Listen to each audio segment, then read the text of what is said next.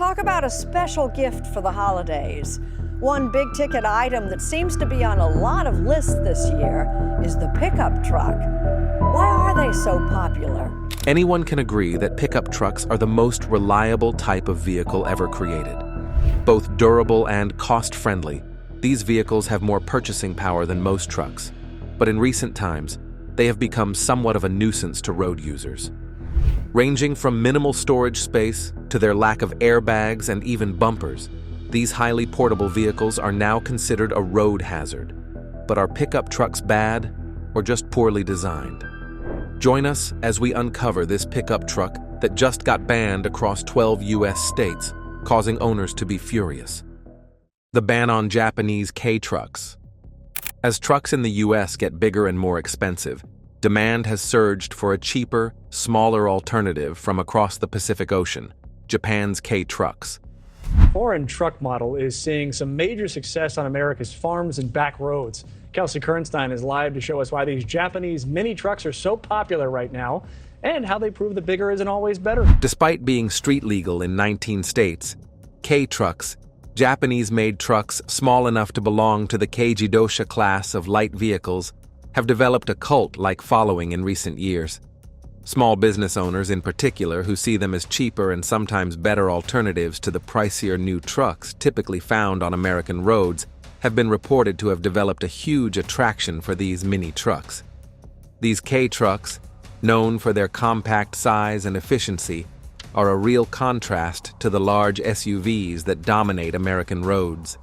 These small vehicles, governed by strict regulations in Japan that limit their size, weight, and power, have become a popular option for those seeking affordable and simplistic alternatives to modern cars. Their appeal in Japan as low-cost, efficient vehicles has extended beyond their borders, leading to a significant interest in importing these cars into the United States. K-cars have gained a niche following in the U.S., particularly among enthusiasts who appreciate their minimalistic design and practicality. These Japanese market exclusives are small in size, use tiny engines, and yet are still ridiculously practical. Despite their limited and sometimes dubious legality, K-trucks have soared in popularity, but that's just the beginning. K-truck exports from Japan to the U.S. have more than tripled in the last 5 years, according to data from the Japan Used Motor Vehicle Export Association. However, despite their popularity, these vehicles have come under increasing scrutiny from state authorities, resulting in a growing number of bans that restrict their use on American roads.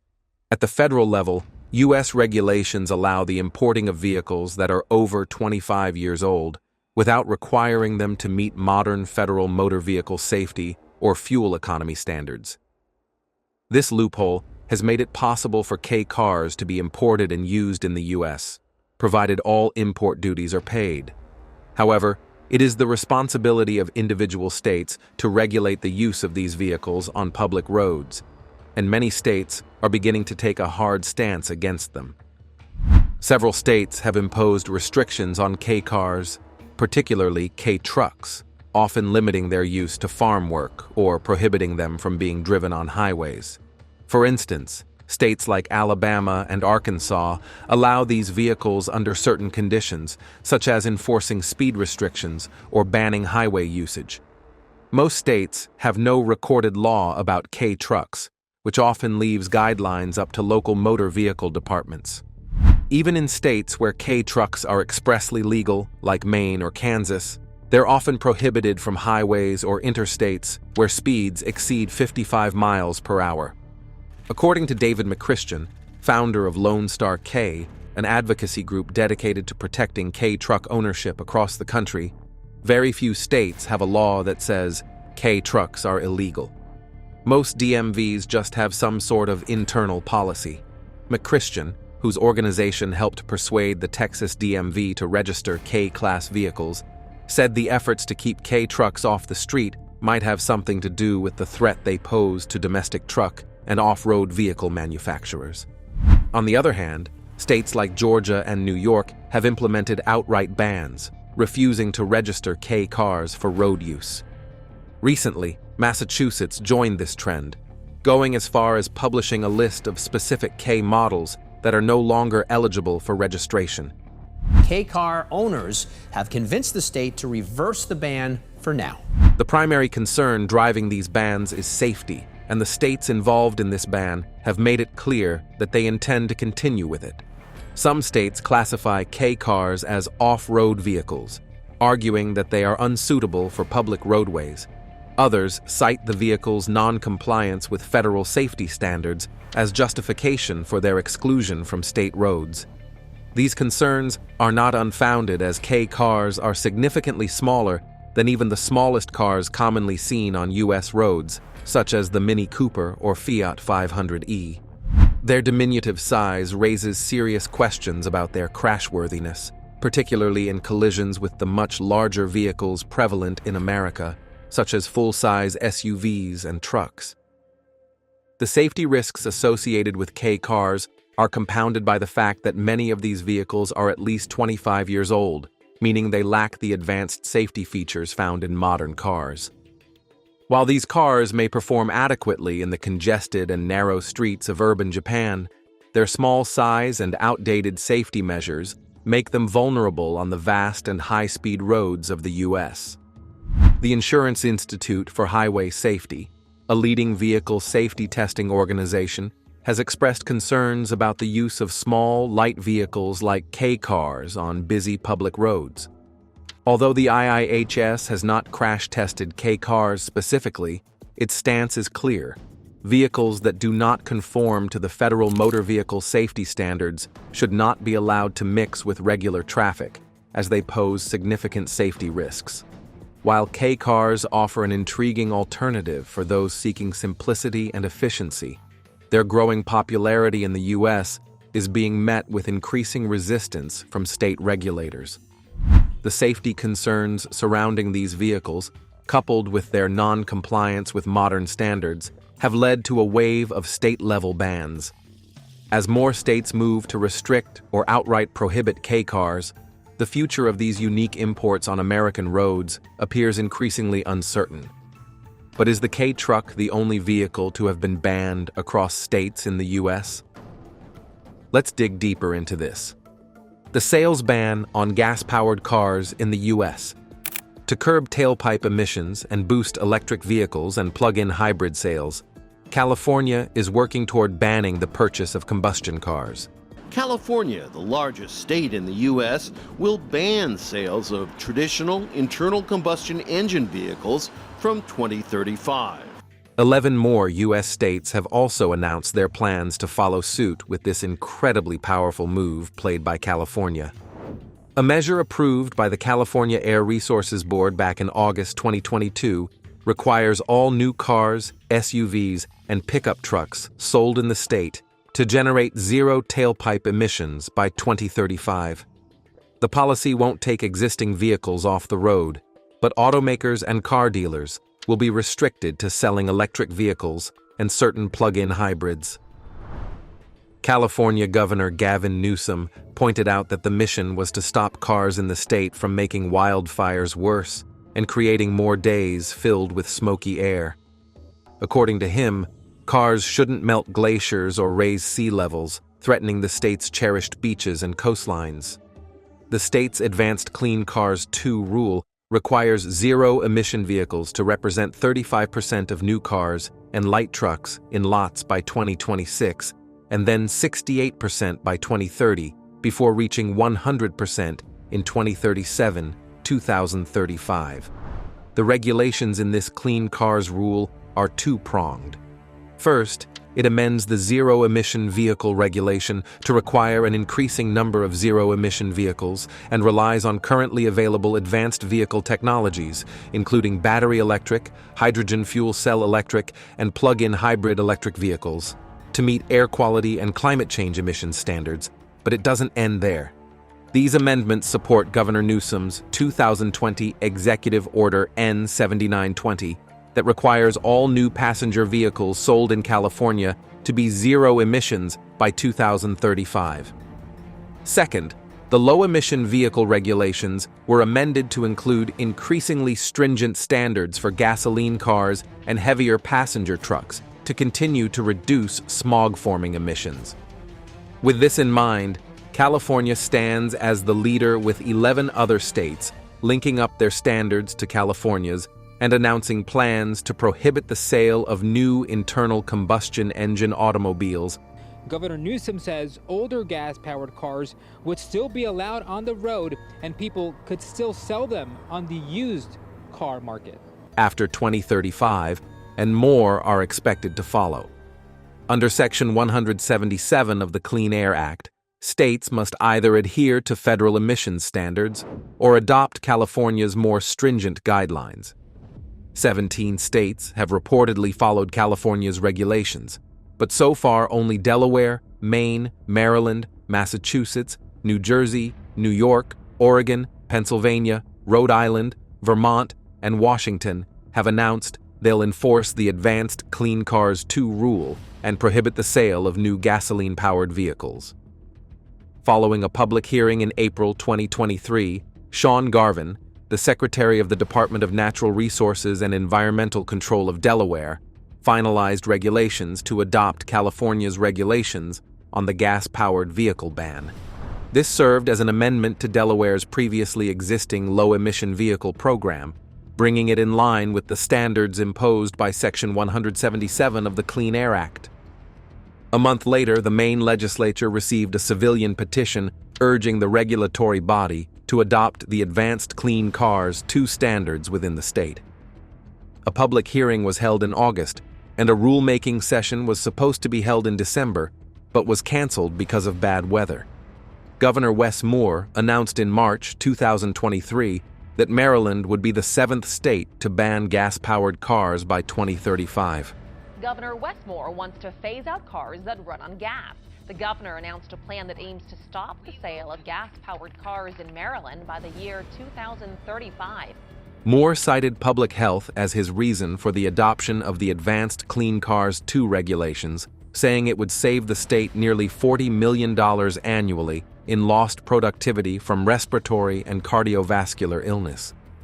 Following in the footsteps of the other states, Massachusetts has also planned to ban the sale of gas-powered vehicles by 2035 since the inception of the policy in August 2022. New Jersey was the 6th state to use Section 177 of the Clean Air Act to ban gas-powered car sales by 2035. In March 2023, Governor Phil Murphy signed executive orders initiating the legislative process to adopt the stricter ICE vehicle regulations. New York was the 4th state to begin mobilizing to ban the sale of gas-powered vehicles by 2035, with Governor Kathy Hochul beginning a legislative effort in September 2022. The governor ordered officials to draft regulations that would require all new passenger cars, pickup trucks, and SUVs sold in New York State to be zero emissions by 2035. The law was passed in the summer of 2023. However, the regulations don't force anyone to stop driving their current automobile or prevent them from buying a used car. They also don't prevent you from buying an ICE vehicle in another state and registering it locally. The average lifespan of a car is about 12 years or 200,000 miles, according to the Bureau of Transportation Statistics, so there will be ICE cars available in the affected states for some time. Since only 12 states have adopted Section 177 of the Clean Air Act, there will likely still be a strong gas-powered vehicle market in America for the foreseeable future. While the ICE vehicle ban could go a long way to helping meet America's emissions goals, some questions come up time and time again. CNET's resident EV expert, Antoine Goodwin, points out that plug-in cars are more expensive than combustion vehicles right now, and in many cases, they're seen as a luxury. While prices trend downward with improvements in technology, an ICE ban might raise the average transaction price for EVs. In the short term, this could end up hurting the average person, but in the long term, this should help them out, due to the lower operating costs of hybrids and EVs. Regardless of all this, there will be ample time to figure it out, as the ban doesn't do anything to remove the millions of ICE vehicles already on the road today. But what do we know about ICE vehicles? And are they as bad as they're portrayed to be? Stay tuned, because this next part will blow your mind. Tackling the dangers of internal combustion engine vehicles. Although the U.S. doesn't have a nationwide ban on internal combustion engine vehicles, it is strongly pushing for a transition to electric vehicles due to environmental and public health concerns. This push is driven by the need to reduce greenhouse gas emissions from the transportation sector, a major contributor to climate change, and to mitigate air pollution. With this in mind, the Federal Administration of the United States has finalized a slate of highly anticipated environmental regulations curbing gas-powered vehicle tailpipe emissions as part of its broader efforts to reduce greenhouse gas emissions and combat global warming. In a joint announcement, the White House and Environmental Protection Agency unveiled the most aggressive multi-pollutant emission standards ever finalized. While the regulations target gas-powered vehicles, they are explicitly designed to push wider nationwide adoption of electric vehicles and, according to officials, are expected to ensure nearly 70% of all new car sales are zero-emission within a few years. Under the new regulations, which will be formally announced at a ceremony in Washington, D.C., later on Wednesday afternoon, automakers will be forced to rapidly curb the emissions of greenhouse gases, hydrocarbons, nitrogen oxides, and particulate matter from new passenger cars, light trucks, and larger pickups and vans, beginning with model year 2027 vehicles. But here's where things get interesting. According to administration officials, the regulations will help tackle the climate crisis by reducing the transportation sector's carbon dioxide emissions by a staggering 7.2 billion metric tons throughout the program, which will be in effect through 2032. Officials also told reporters on a press call that the regulations would reduce the amount of oil consumed in the U.S. by billions of barrels within 3 decades. When the tailpipe emissions rules kick in, automakers will be compelled to increase production and sales of EVs, plug-in hybrids, traditional hybrids, and fuel cell vehicles. Under one low-cost model EPA outlined in the rule, officials said automakers would be forced to ensure 56% of light-duty car sales are battery electric, and another 13% are hybrid by 2032. The regulations represent a version of the so-called Alternative C approach, detailed in EPA's original proposal first publicized in April 2023. The White House originally projected that, under the rule, up to 67% of new vehicle sales would be battery electric by 2032, but after a lengthy public comment period and meetings with automakers and labor groups, it scaled down the regulations. The need to completely switch from ICE vehicles to EVs or hybrid stems from the fact that internal combustion engine vehicles are prevalent in the United States and pose significant dangers primarily through their environmental and health impacts. These include air pollution, contribution to climate change, and potential for accidents due to engine malfunctions. As reliable as they may appear to be, ICE vehicles are a major source of air pollutants like nitrogen oxides, particulate matter, carbon monoxide, and hydrocarbons, which contribute to smog, respiratory problems, and other health issues. The ICE vehicles ban would lead to a substantially reduced number of ICE EVs and an increased number of battery electric vehicles. Compared to ICE EVs, the primary advantage of BEVs is the potential to achieve zero tailpipe emissions, including particulate matter, nitrogen oxides, carbon monoxide, etc. It has also been discovered that the switch from ICEVs to BEVs could achieve a significant decrease in nitrogen oxide concentrations, which would ultimately help reduce emissions and environmental impacts. While a wide number of policy tools exist to influence greenhouse gas emissions in the automotive sector, including the use of advanced biofuels and efficiency standards, scholars have assessed national-level car bans to be a highly effective approach to change the direction of future car stocks. A successful example includes diesel car bans in some European cities, which were designed to improve urban air quality. These urban bans have been met with declining production and falling sales of diesel cars in Europe, but that's not all. By the same token, car manufacturers will likely anticipate legal restrictions on internal combustion engines and adjust their manufacturing and sales strategies years in advance. Ban policies encourage consumers to shift to electric vehicles and play their part in the government's vision to make the world a better place. As ban deadlines approach, fear of rapid depreciation of ICE vehicles and possible dwindling of access to repair services, spare parts, and fueling stations are likely to be influential factors on consumer choice. One recent modeling study found that ICE restrictions can be effective in shifting consumer behavior towards greater purchases of electric vehicles. In reality, banning the sales of gasoline cars decades in the future is not likely to have a measurable impact on climate change. America currently accounts for only 15% of global carbon dioxide emissions, and that percentage will fall as nations such as India and China become wealthier. California auto emissions represent a fraction of that fraction.